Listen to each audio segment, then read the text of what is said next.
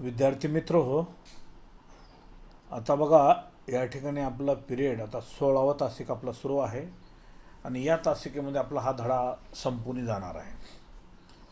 आपल्या धड्याचं नाव कंट्रोल आणि कोऑर्डिनेशन आहे आणि मी व्हॉट्सअपवर तुम्हाला परीक्षा या धड्यावरची सुद्धा सांगितलेली आहे. तुम्हाला तारीखसुद्धा दिलेली आहे. मी 1 ऑक्टोबरला आपण परीक्षा घेणार आहोत म्हणून असं तुम्हाला कल्पनासुद्धा दिलेली आहे. तुम्ही तुमच्या पद्धतीने तुम्ही अभ्यासाला लागा. आज हा धडा संपून जाईल. ओके, चला. त्याच्यामध्ये आता या ठिकाणी बघा आपण या धड्यामध्ये पुढचा भाग आता या ठिकाणी आहे एंडोक्राइन ग्लँडचा गोनॅड्स. कोणता भाग घेणार आहोत आपण? हे बघा, हे गोनॅड्स म्हणून इथं आहे. आता गोनॅड्स हा शब्द यापूर्वीसुद्धा येऊन गेलेला आहे. मी तुम्हाला ह्याच्या संदर्भामध्ये शिकवलेलं आहे. गोनॅडच्या संदर्भामध्ये तुम्हाला माहिती दिलेली आहे. कुठे शिकवलेलं सांगा बरं, कोण सांगतील का? आठवते कोणाला? हे आपण कुठे शिकवलेलं आहे? Reproduction in lower and higher ॲनिमलमध्ये शिकवलेलं आहे. Male reproductive system, female reproductive सिस्टीममध्ये, फिमेल रिप्रोडक्टिव्ह सिस्टीममध्ये ओव्हरी, मेल रिप्रोडक्टिव्ह सिस्टीममध्ये टेस्टिस. या दोन रिप्रोडक्टिव्ह ऑर्गन आहेत, याला गोनॅड्स असे म्हणतात. आणि हे जे दोन्ही जे रिप्रोडक्टिव्ह पार्ट आहेत मेल आणि फिमेलचे वेगवेगळे, आणि हे हार्मोन तयार करतात, म्हणून हे एंडोक्राइन ग्लँड आहे. लक्षात आलं काय म्हणतो? हे एंडोक्राइन ग्रंथी यासाठीच आपण म्हणतो, असा त्याचा अर्थ या ठिकाणी. ओके, यापूर्वी तुम्हाला सांगितलं तरी या ठिकाणी बघा. आता या ठिकाणी गोनॅडच्या संदर्भामधली माहिती सांगतो मला. गोनॅड्स आर सेक्स ऑर्गन. बरोबर आहे का? आत्ता सांगितलं तुम्हाला. कंसामध्ये टेस्टिस अँड ओव्हरीज आहे का? बरोबर. आता त्याच्यापैकी एक कोणता भाग आहे या ठिकाणी बघणार आहोत आपण? या ठिकाणी ओव्हरीचा भाग या ठिकाणी बघणार आहोत. बघा इथं मी आरो दाखवलेलं आहे. ओव्हरी काय आहे? Ovary they produce. आता ओव्हरी कोणते हार्मोन करते तयार? आता ओव्हरीचं इथं स्ट्रक्चर दुसरं काही माहिती या ठिकाणी विचारणार नाही. आता ओव्हरी हे एंडोक्राइन ग्लँड आहे, कोणते हार्मोन सिक्रेट करतं आणि त्याचं काय फंक्शन हे आपल्याला माहीत असणं अत्यंत आवश्यक आहे. मी त्याही वेळी तुम्हाला सांगितलं होतं शिकवत असताना टेस्टिस, ओव्हरी आणि त्यांच्यापासून त्या ठिकाणी कसं आहे, या ठिकाणी तुम्हाला मी सांगितलं होतं की फॉलिकल स्टिम्युलेटिंग हार्मोन त्या ठिकाणी येतं, आपण पिट्युटरी ग्लँडपासून येतो आणि त्या ओव्हरीला स्टिम्युलेशन करतं, उत्तेजित करतं. म्हणून टेस्टिस आहे, ओव्हरी आहे, हे काय होते? स्टिम्युलेशन म्हणून त्या ठिकाणी वाढ आणि विकासाचा व्हायला सुरुवात होते, असा त्याचा. आता ओव्हरी प्रोड्युसेस. काय ओव्हरी प्रोड्युसेस? नंबर 1 काय आहे या ठिकाणी? बघा या ठिकाणी काय आहे? इस्ट्रोजन. काय या ठिकाणी? हे बघा काय आहे या ठिकाणी? इस्ट्रोजन नावाचा हार्मोन तयार करते. कोण? ओव्हरी. बघा हे तुम्हाला शिकवलेलं मी सगळं. These are secreted by developing follicles. हे कोण कोण कोण कोण इस्ट्रोजन कुठं तयार होतो? त्या ठिकाणी ओव्हरीमध्ये असलं ग्राफियन फॉलिकल, ते रप्चर झाल्यानंतर ओहा बाहेर पडतो आणि इस्ट्रोजन नावाचा हार्मोनसुद्धा बाहेर पडतो, फॉलिकल. बरोबर आहे. इस्ट्रॅडियल इज द मेन इस्ट्रोजन. इस्ट्रॅडियल हे मुख्यत्व काय आहे? इस्ट्रोजन आहे, हार्मोन आहे. It is responsible for the secondary sexual character. बरोबर, इन द फिमेल. आता फिमेलमध्ये सेकंडरी सेक्शुअल कॅरेक्टर डेव्हलप होणे. सेकंडरी सेक्शुअल कॅरेक्टर कोणतं आहे त्या ठिकाणी? विशेषतः त्या ठिकाणी मातेचं स्तन आहे, ते लेकराला दूध पाजवण्यासाठी त्या स्तनाची डेव्हलपमेंट होते. का होते?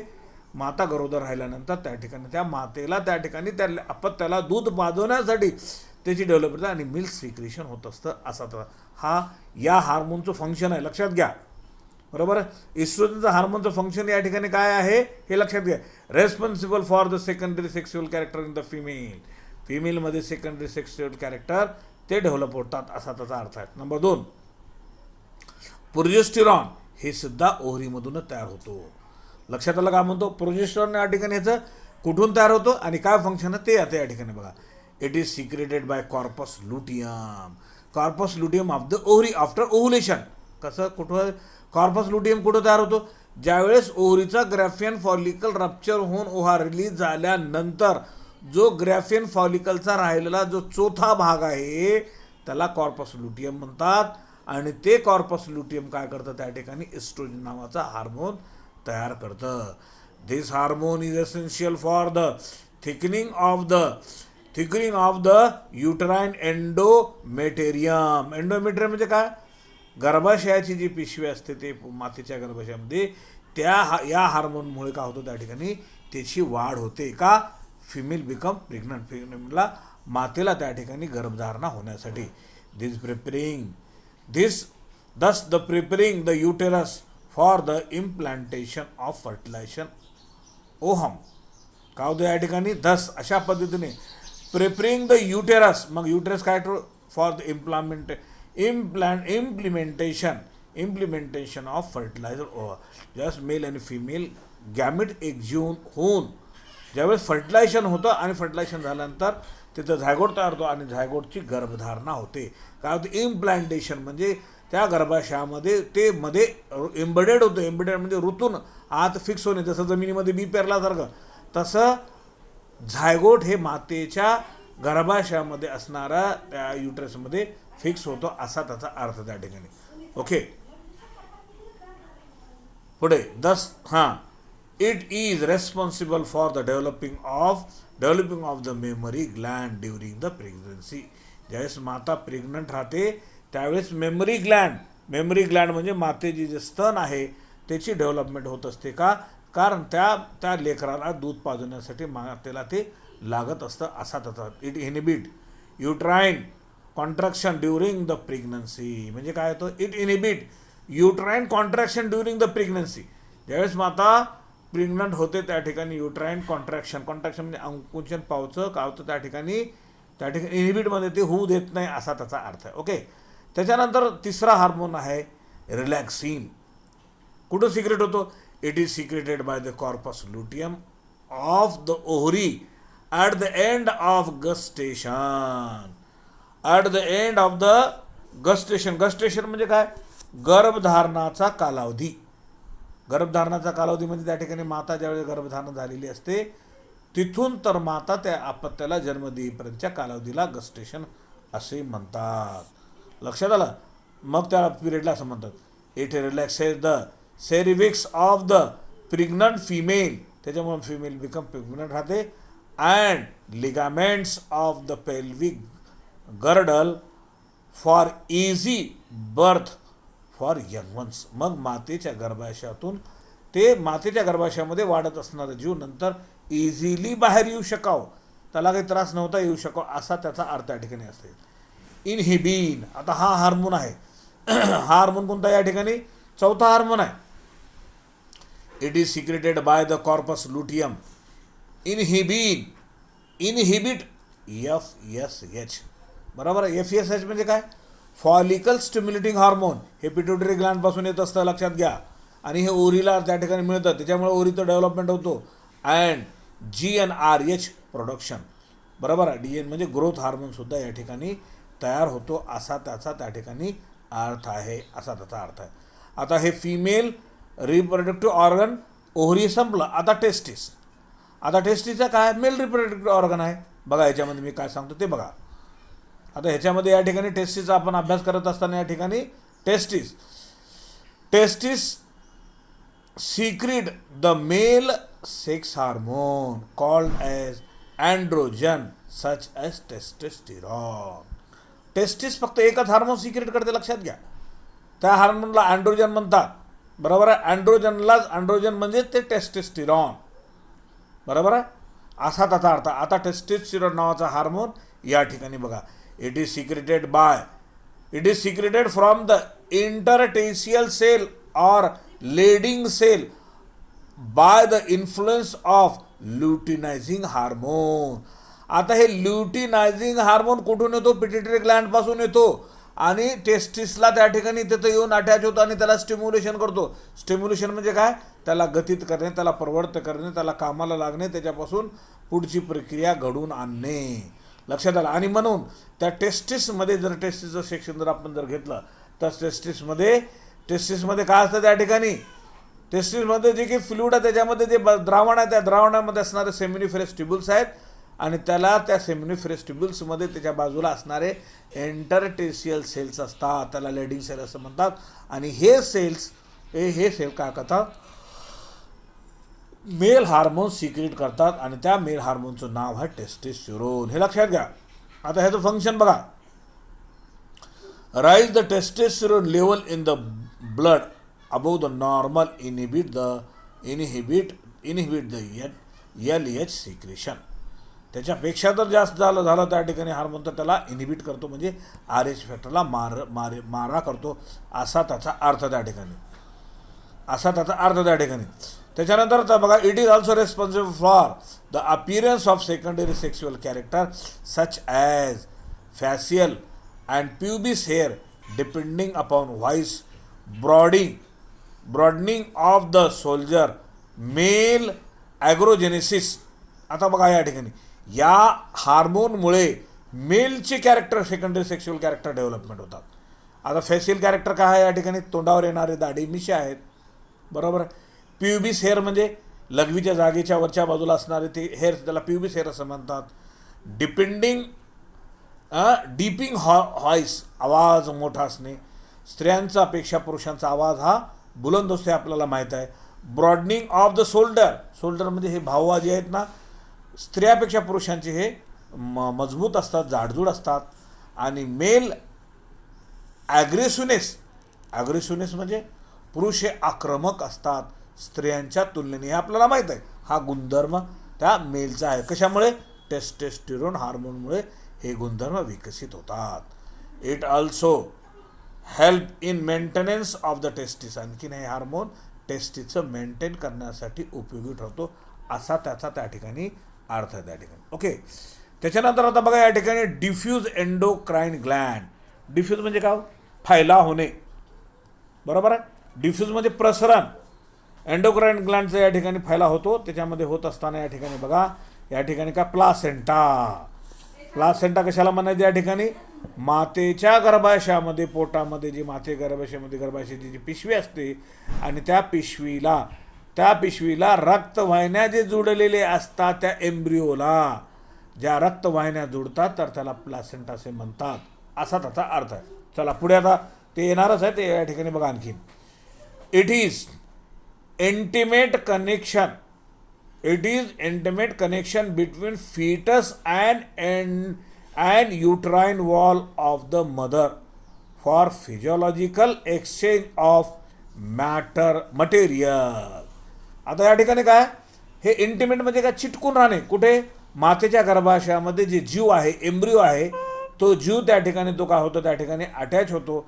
आणि अटॅच होऊन कुठे? त्या ठिकाणी त्या ठिकाणी काय म्हणतं? युटेराईन वॉल, गर्भाशयाची जी पिशवी आहे त्या पिशवीमध्ये वॉल असते आणि तिथे रप्चर होऊन ब्लड व्हेसल त्याला अटॅच होतात.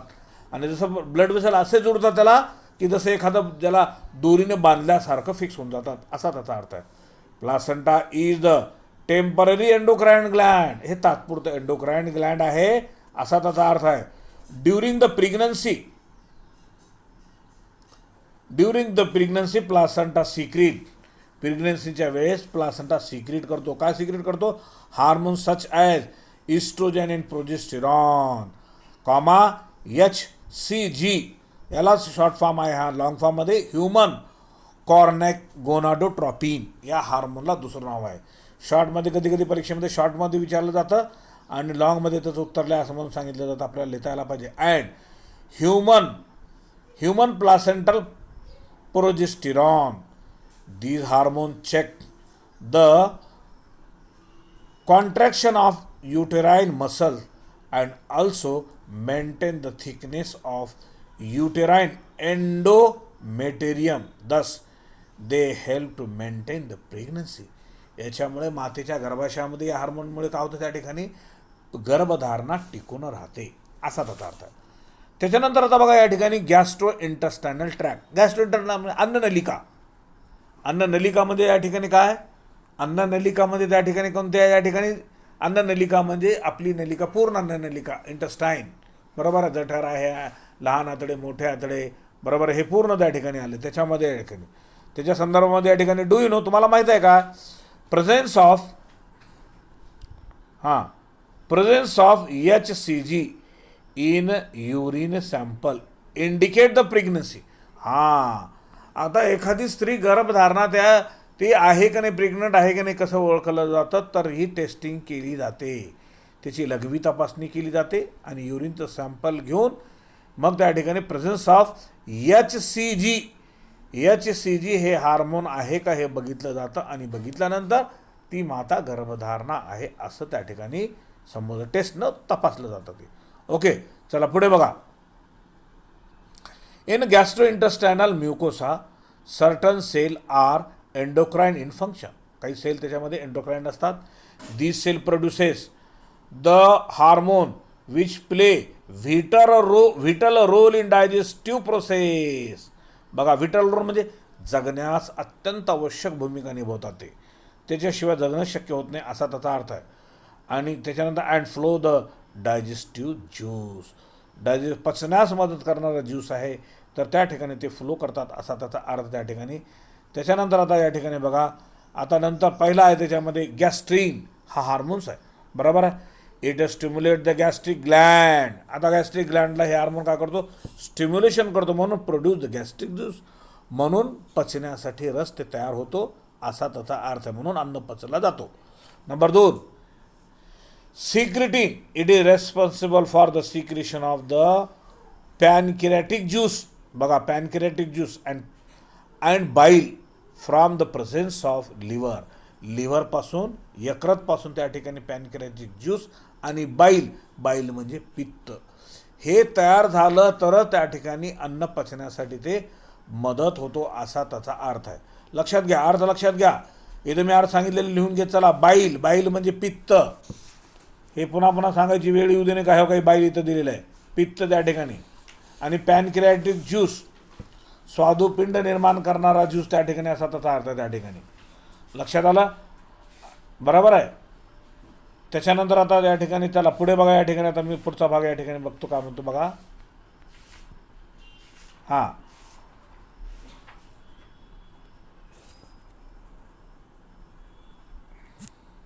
अरे ये क्या होगा कि देख बोला रे, ये लकीर कट नहीं हो रही, ये लकीर.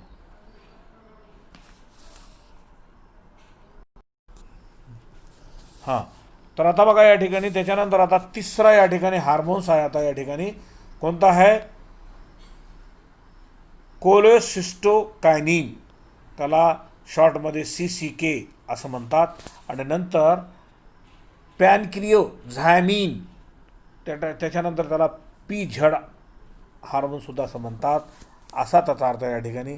बघा, दिस हार्मोन स्टिम्युलेट पॅनक्रियाज. बघा, हे हार्मोन स्टिम्युलेट करतो कोणाला, pancreas, to release its enzyme and also stimulate gall bladder to release bile. आता गॉल ब्लॅडर नावाचा भाग त्या ठिकाणी आहे, पित्ताशयाची पिशवी ज्याला आपण म्हणतो, बरोबर आहे. आणि ते बाईल सिक्रेट होण्यासाठी मदत होतं. बाईल म्हणजे त्या ठिकाणी पित्त. ते पित्त हे आपल्या शरीरामध्ये जे तयार होत असतं, पित्त तयार होणं चांगलं आहे, कारण अन्न पचण्यासाठी उपयोगी ठरतो. मग तुम्ही म्हणता पित्त झाल्यानंतर मळमळ होतं, परेशानी होते. अधिक पित्त जर झालं आपल्याला तर दोष निर्माण होतो. लक्षात आलं. आणि जर डोकं दुखणे, अंग दुखणे, पित्त येणे असं जर कोणाला वाटत असेल तर त्या व्यक्तीने दररोज चालायला पाहिजे, एक्सरसाइज करायला पाहिजे, व्यायाम करायला पाहिजे, वेळप्रसंगी खेळायला पाहिजे. आता खेळ म्हणजे म्हणजे ग्राउंडचे खेळ. आता घरामध्ये बसून तुम्ही गोट्या वगैरे खेळतात, ते खेळ नाही त्या ठिकाणी, बरोबर आहे. काही महिला बसल्या बसल्या खेळतात, काही लोक पानं खेळत बसतात, काही कॅरम खेळत बसतात, त्याला खेळ म्हणत नाही, ते जुगार आहे. लक्षात घ्या, त्या ठिकाणी खेळ म्हणजे मैदानी खेळ आहेत. मग महिलांनासुद्धा खेळ आहे त्या ठिकाणी. महिलांनी त्या ठिकाणी फुगडे असतील खेळणं त्या ठिकाणी, किंवा त्या ठिकाणी रनिंग असतील, किंवा आणखी कोणकोणते खूप खेळ असतील. शरीराला हालचाल असणं अत्यंत आवश्यक आहे असा त्याचा अर्थ त्या ठिकाणी. ओके, आता चौथा आहे एंडोगॅस्ट्रेन गॅस्ट्रिक इनहिबिटरी पेप्टाइड, कंसामध्ये GIP. It shows the gastric contraction and inhibit the secretion of gastric juice. बघा, म्हणून हे गॅस्ट्रिक ज्यूस हे निर्माण करत असतं असा त्याचा अर्थ त्या ठिकाणी. त्याच्यानंतर आता बघा या ठिकाणी पुढे आलेलं या ठिकाणी काय आहे, पुढे किडनी. आता किडनीचं काय या ठिकाणी बघा, it produces renin, erythropoietin and calcitriol, बघा कंसामध्ये calcitriol is active form of the vitamin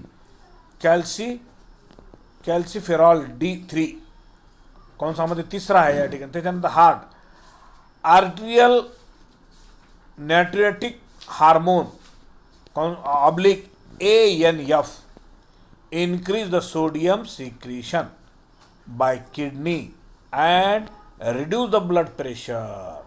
बघा या ठिकाणी किडनी काय करते, किडनी कोणतं हार्मोन तयार करते, हार्ट कोणतं करतं, त्याच्यामुळे कोणतं फंक्शन होतं, हेही आपण लक्षात ठेवणं अत्यंत आवश्यक आहे. त्याच्यानंतर आता बघा हार्मोन थेरपी. आता हार्मोन कधी कधी औषध म्हणून सुद्धा उपयोग होतो असं त्यांचं त्या ठिकाणी आहे. ते काय संदर्भ आहे त्या ठिकाणी बघा. हार्मोन थेरपी, त्याला HT असं म्हणतात. Hormone therapy is the use of hormone in medical treatment. बघा हे हार्मोन हे मेडिकल ट्रीटमेंट म्हणून सुद्धा त्या ठिकाणी याचा उपयोग होतो.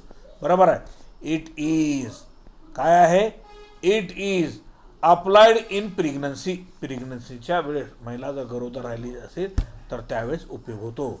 मॅन्युप्यूज, मॅन्युप्यूज म्हणजे मिन्स्ट्रल सायकल चालू होते त्या ठिकाणी. इस्ट्रोप्रोसिस, okay, comma growth hormone deficiency यांची कमतरता असल्यानंतर काय होतं त्या ठिकाणी, इन्सुलिन रेजिस्टन्स, कॅन्सर एक्सेट्रा. बरोबर, इन्सुलिन रेजिस्टन्स, बरोबर, आणि कॅन्सर हे या गोष्टी याच्यामध्ये या डिसीजमध्ये उपयोगीत आणलं जातं वापरण्यासाठी, असा त्याचा अर्थ आहे. कॅन यू टेल, हे सांगू शकाल का तुम्ही काय या ठिकाणी सांगते. कॅन यू टेल असं म्हणतंय, गिव द सिग्निफिकन्स ऑफ रिलॅक्सिन आणि इनहिबिन. आत्ताच तुम्हाला दिले ते त्या ठिकाणी, तेच मी सांगितलेलं ते त्या ठिकाणी काढून दाखवायचे. Number 2, enlist the hormone secreted by GI tract. GI म्हणजे गॅस्ट्रो इंटेस्टायनल ट्रॅक. बरोबर, स्टेट द रोल आणि त्यांचं फंक्शन सांगा असं त्याने म्हणलेलं आहे. त्याच्यानंतर mention the role of heart and kidney in the hormone secretion. Hormone सिक्रिशनमध्ये हृदयाचं किडनीचं काय फंक्शन आहे ते या ठिकाणी सांगा असं म्हणतंय, असा त्याचा अर्थ आहे. ओके, आता त्याच्यानंतर या ठिकाणी बघा काही माहिती या ठिकाणी त्याने तुम्हाला दिलेली आहे. डू यू नो, त्यांना असं विचारते तुम्हाला. आता हे तुम्हाला माहिती आहे का असं विचारते, तर म्हणून आपल्याला ही माहिती माहिती करून घेणं अत्यंत आवश्यक आहे असा त्याचा अर्थ. ओके, आता ती माहिती या ठिकाणी तुम्हाला सांगतो ती कशी ते या ठिकाणी बघा. चला पुढे.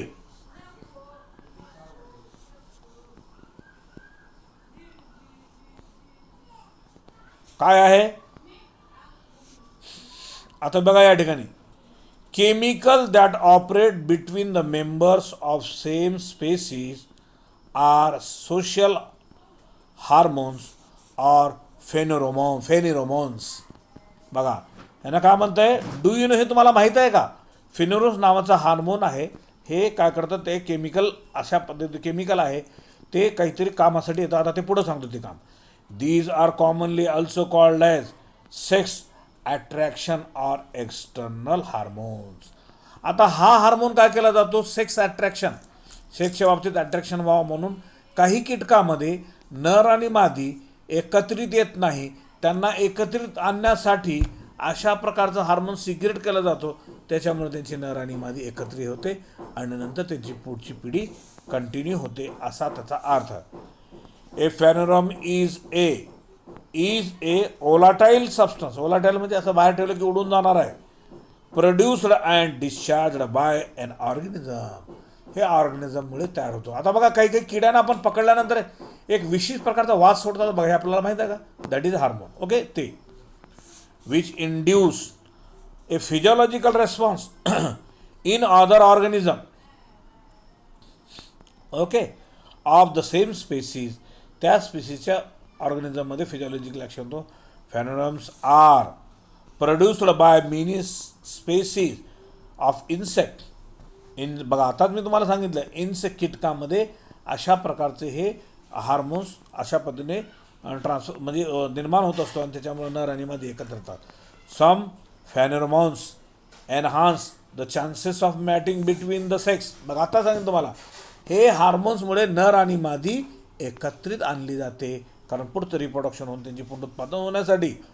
These are called as signaling pheromones used to induce a behavioral response. Full stop. Social insects such as an ant make use of signaling किंवा सिग्नली बरोबर सिग्नल म्हणजे तिथे इशारा दिला जातो असा त्याचा अर्थ आहे. Signal pheromones to locate the food source and warn of danger. आता त्या ठिकाणी जिथे जिथे जे अन्न खातात हे कीटक त्या ठिकाणी त्या पद्धतीने हे हार्मोन सिक्रेट करतं, त्या पद्धतीने ते त्यांच्याकडे अट्रॅक्ट होतात नर आणि मादी. वर्कर बीज. आता मधमाशातला विषय आला या ठिकाणी. वर्कर बीज मधमाशामध्ये 3 प्रकारचे असतात मधमाशी. एक क्वीन, दुसरं वर्कर आणि तिसरं ड्रोन. वर्कर नुसतं आपलं कामामध्ये असते असा त्याचा अर्थ आहे. चला आता बघा, worker bees are female maintained in a sterile state. बघा फिमेल तर असते, मग तर कशी असते नपुसक, sterile. By the phenomenon called as anti queen. त्याला अँटी क्वीन असं म्हणतात. फॅक्टर प्रोड्यूस्ड बाय क्वीन, जे की फॅक्टर क्वीननं प्रोड्यूस होतो. The factor spread among the worker preventing maturation of ovary of worker as long as queen is present in the bees hive. आता bee huge म्हणजे मधमाशाची पोळी, पोकळी म्हणजे त्याला मधमाशाची पोळी त्याला आपण म्हणतो. त्याच्यामध्ये मधमाशा उडून जातात, नंतर त्या पोळीमध्ये येऊन बसतात असा त्याचा अर्थ त्या ठिकाणी. बरोबर आहे. Bees increase in economy size result in dilution of pheromones and second queen may develop. अशा पद्धतीने त्या ठिकाणी राणीमध्ये मॅटिंग घालून आणली जाते आणि नंतर सेकंड क्वीन डेव्हलप होते असा त्याचा अर्थ आहे. आता त्याच्यानंतर इथं सांगितलेलं बघा ॲक्टिव्हिटी. आता ॲक्टिव्हिटी काय म्हणजे कार्य, काम. बघा इथं काय म्हणजे ॲक्टिव्ह म्हणजे हे करून दाखवायचं तर आपल्याला, हे कृती करायची असा त्याचा अर्थ आहे. Categorise given the activity into the appropriate types of reflection action. आता हे जी कृती केल्यानंतर कोणत्या प्रकारचं रिफ्लेक्शन ॲक्शन आहे हे आपल्याला सांगायचं आहे. स्विमिंग कसलं आहे हे रिफ्लेक्स ॲक्शन? कंडिशनल आहे. कंडिशनल म्हणजे विशिष्ट कालावधी. तिथं लिहून घ्या तुम्ही, रिकामी जागा आहे ती स्विमिंगच्या पुढं. Conditional CONDITIONAL conditional swimming. त्याच्यानंतर डान्सिंग हे सुद्धा कंडिशनलच आहे, त्याच कालावधीमध्ये करता येतं. बरोबर आहे असा त्याचा अर्थ आहे. सायकलिंग हे सुद्धा कंडिशनलच आहे. सायकल चालवणे. बरोबर. त्या तुम्ही शिकल्यानंतर तुम्हाला ती कंडिशन शिकल्यानंतर तुम्हाला ते अवगत होतो असा त्याचा अर्थ आहे. त्याच्यानंतर सलायवेशन. आता सलायवेशन म्हणजे काय? आता मात्र बघा या ठिकाणी तोंडामध्ये लाळ येणे हे अनकंडिशनली आहे आणि कंडिशनली आहे. विशिष्ट कंडिशनमध्ये येतं, नाही तर कंडिशन नसेल तरी होतो असा त्याचा तिथं लिहा त्या ठिकाणी अनकंडिशनल आणि कंडिशनल. Blinking of I. डोळे आपले चमकणे म्हणजे आपण डोळे चमकू लागले तर डोळे आपण बंद करतो. बरोबर. ब्लिंकिंग त्याला म्हणतो आपण. किंवा मिटणे, डोळे मिटणे कधी आहे? अनकंडिशनल आहे. बरोबर आहे. स्नेझिंग शिंकणे. बरोबर. हे कसं आहे या ठिकाणी? हे सुद्धा अनकंडिशनल आहे, विशिष्ट याचा असा भाग नाही झाला. त्याच्यानंतर आता बघा या ठिकाणी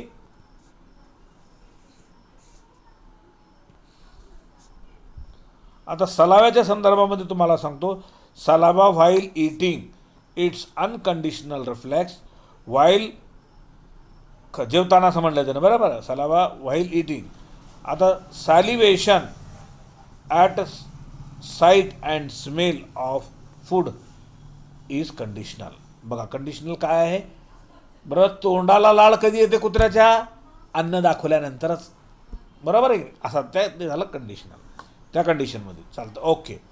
त्याच्यानंतर आता इथं दुसरं एक या ठिकाणी चार्ट दिलेलं आहे. त्या ठिकाणी या चार्टमध्ये त्यांना आता तुम्हाला हे माहिती तुम्हाला भरायची या ठिकाणी. काय चार्ट काय मध्ये या ठिकाणी त्याला म्हणतं आहे prepare the concept of map of mechanism of the hearing. ऐकण्याची प्रक्रिया कशी होते ते या ठिकाणी नमूद करा असं म्हणतं आहे. आता कसं करायचं या ठिकाणी? Mechanism of hearing. हे बघा हे मेकॅनिकल हेअरिंगला असा ॲरो द्यायचं या ठिकाणी.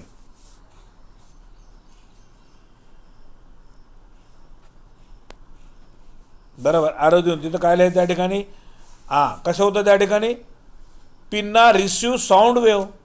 आपला कानाचा पडदा साऊंड वेव्ह रिसिव्ह करतो, स्वीकारून करून घेतो. इथं लिहायचं त्या ठिकाणी त्याला. बघा शब्द त्या ठिकाणी तुम्ही तुमच्या पुस्तकात लिहा. काय त्या ठिकाणी, पिन्ना रिसिव्ज, PILLN, पिन्ना. कुठे लिहिणार त्या ठिकाणी, ते मेकॅनिझमच्या खाली ॲरो दाखवा, उभी खाली बाग दाखवा आणि त्याच्या खाली लिहा पिन्ना रिसिव्ह. पिन्नाची स्पेलिंग सांगितली, receive RECEIVES, receive sound wave SOUND, sound wave VAVES. बरोबर आहे, एक ॲरो झालं. हे होतं आपल्याला माहीत आहे. त्याच्यानंतर आता ह्याच्यानंतर दुसरा ॲरो, हे एक ॲरो झाल्यानंतर आपल्याला दुसरा ॲरो या ठिकाणी घ्यायचं, या ठिकाणी बारीक घ्यायचं. हे झाल्यानंतर दुसरा ॲरो घ्या बघा असं. त्याच्या खाली काय येणार, direct them to ear meatus. बघा direct DIRECT, direct them THEM, them to ear meatus. Ear meter म्हणजे कानामध्ये असणारा मीटरचा भाग, आकृतीमध्ये दिलेली ती त्या ठिकाणी मीटर्स कशाला म्हणतात. त्याच्यानंतर त्या ठिकाणी बघा पुढे त्याच्या खाली आणखीन ॲरो द्या. हे झाल्यानंतर या पद्धतीने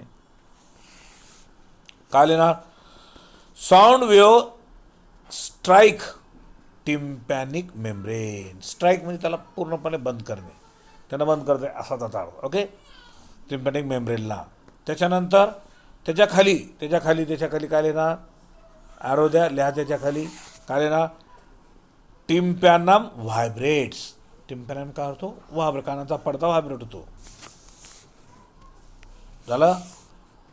त्याच्यानंतर आता बघा या ठिकाणी sound wave are transmitted through ear. आता साऊंड वेव्ह, आवाजाचं जे काही आहे ज्ञान, ते कानाद्वारे ते सर्क्युलेट होतो, transmitted. The sound wave are transmitted through ear ossicle to oval window. मध्ये जे ओव्हल विंडोचा त्याचा भाग आहे, त्याच्यामध्ये त्या ठिकाणी ते ट्रान्सफर होतो असा त्याचा अर्थ आहे. नेक्स्ट ॲरो देऊन पुढे या ठिकाणी असं. काय ॲरो त्या ठिकाणी देणार, त्या ठिकाणी vibrate cause endolymph to develop ripples in it. बरोबर आहे, ती रिपल्स म्हणजे त्याला आपण काय म्हणतो, व्हायब्रेट्स कॉजेस एंडोलिम्फमध्ये जातं त्या ठिकाणी आणि डेव्हलप राईपलिस. बरोबर असा त्याचा अर्थ आहे. त्याच्यानंतर आता बघा या ठिकाणी नंतर आहे, त्याच्या खाली ॲरो द्या पुढे, व्हायब्रेशन कॉज एंडोलिम्फ. बघा एंडोलिम्फचं व्हायब्रेशन होतो to develop ripples in it. मग रिपल्सचं डेव्हलप होण्यासाठी these ripples stimulate the hair cell of basilar membrane to press against tectorial membrane. तिथं त्या ठिकाणी फिजिओलॉजिकली भाग दाखवला आणखीन. The generate the such potential in afferent neuron. त्याच्यानंतर खाली म्हणजे कुठं कुठं चाललं त्या ठिकाणी, एअर हवा कानातलं त्या ठिकाणी. It takes the neuron to brain via auditory nerve. Auditory नर्वच्या द्वारे हे न्यूरॉन तिथं जातं असा त्याचा अर्थ आहे. Sound is interrupted in auditory centre of brain. Auditory सेंटरमध्ये त्या ठिकाणी म्हणजे त्या ठिकाणी ब्रेनमध्ये तो स्थूलपणा त्या ठिकाणी होतो असा त्याचा अर्थ. ओके, तर अशा पद्धतीने हा धडा आज आपला इथे संपला. उद्या या धड्यावरची वाटलं तर प्रश्नांची उत्तरे देऊ आणि नंतर आपली परीक्षा कंटिन्यू होणार आहे. लक्षात आलं काय म्हणतो, हे तुम्ही या ठिकाणी थोडंसं काळजीपूर्वक अभ्यास करणे. Okay, I will stop here.